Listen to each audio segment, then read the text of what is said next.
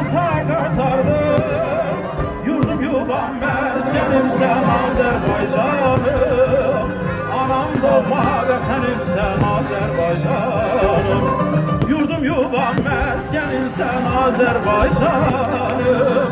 Anam doğma vətənim sən Azərbaycanım.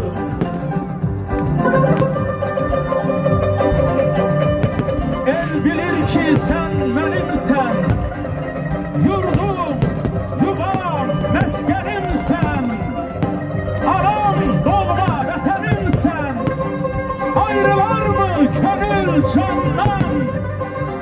Azerbaycan, Azerbaycan, yaşa, yaşa Azerbaycan. Yurdum yuvam meskenim sen Azerbaycanım.